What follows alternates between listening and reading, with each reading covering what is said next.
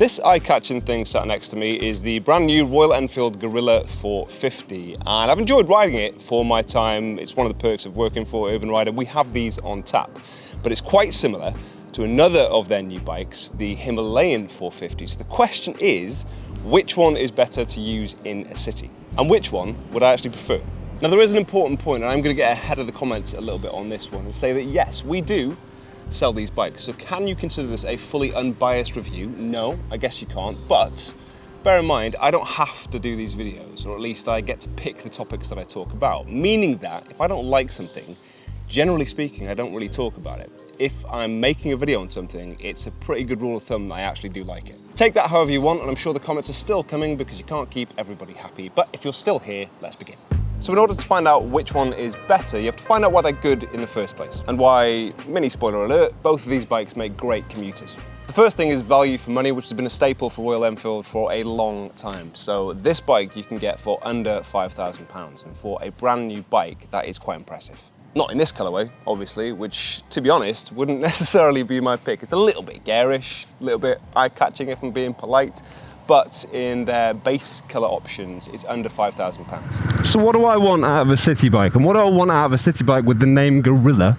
I want it to be agile. And that is the biggest strength of this bike. It is agile. It's quick to pull away. It's quick to turn. It's very stable and composed, so you know exactly where you're at. It has got a ride-by-wire throttle, but you know how much engagement to give it. So if you're trying to do a slow turn, then it'll do it for you. Obviously, you know it's a 450, it is a single cylinder, so it is a small-ish engine, definitely something you'd class as a smaller engine, but there are some quite heavy hitters in that field, from KTM and Husqvarna most notably. But whilst the previous Himalayan, and I will admit I'd ridden that bike a fair amount and was, let's say, underwhelmed, it was still fun. You could still have fun on it. Would it be the bike I'd buy? No, and that predominantly comes down to the lack of power on the old Himalayan, on the old 450 single cylinders from Royal Enfield. But this one definitely does play with the big boys. This one does not feel lacking for power, especially in a city where most of your fun, I say fun, most of your riding is going to be between 0 and 20 miles an hour in London, because we all adhere to the 20-mile-an-hour speed limits in London, don't we?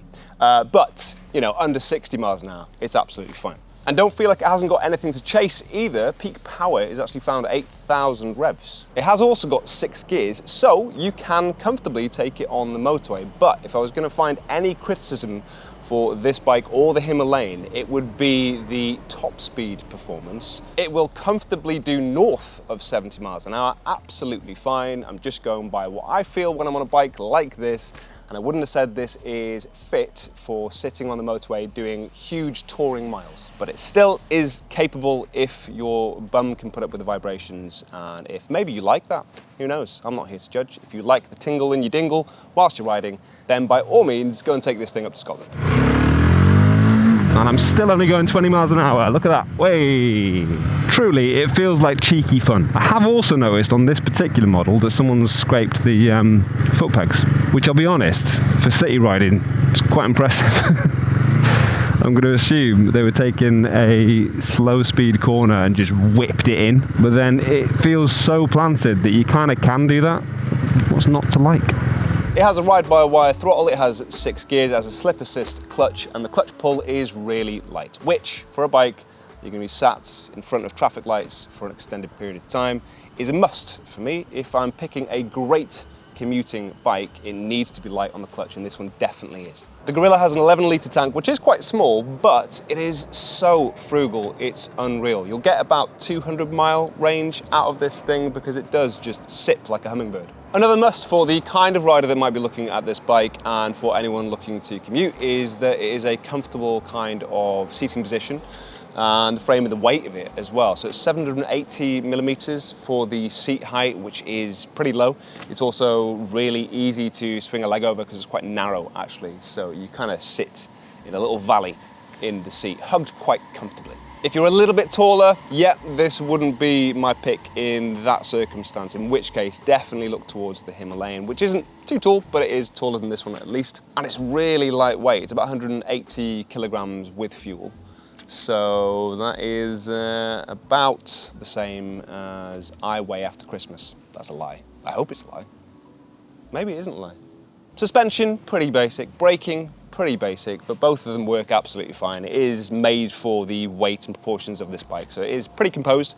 And then the braking, same thing, it's really lightweight, so it's not got a lot of mass to slow down, so actually they work really well and you've got a decent feel. So then that begs the question, what are the differences between this and the Himalayan? Well, it is ever so slightly more expensive. It is slightly taller. It is slightly longer. It is slightly heavier. It's got a bigger fuel tank, so therefore it has a slightly bigger range. But then it is a more touring focused vehicle than this one. That all makes sense. Does it dramatically change the handling or performance? No, because the engine is still the same. And the biggest difference you're going to feel for the most part is that it is slightly taller. The geometry is tweaked ever so slightly, and millimeters really do make a difference in terms of your feel, but usually what that translates to is a little bit more stability, but all of the same benefits of having this bike are found there. It is small, it is light, and it has this new, more powerful engine, so it does keep up with its competition. So then, the key question, which one is better suited to city riding? Unsurprisingly, it is this one, for all the reasons that I've mentioned. It is slightly lower down, it's slightly lighter. You don't need a huge fuel tank when you are just doing short trips in a city. And arguably this one is a little bit more flickable, it's a little bit more narrow, it's just easier to get through traffic, but not by a significant margin. So the other question is, which one would I buy? It would be the Himalayan, because whilst this one is better for a city, the Himalayan is still really good for a city, and it adds a little bit of extra versatility because I have taken that off-road. I was lucky enough to get invited by Off the Curb to go and demo some Himalayan 450s in Salisbury Plains, and the bike performed brilliantly. So it's as at home there as it is in an urban environment. And that versatility is key for me because no one bike does everything, it never really does.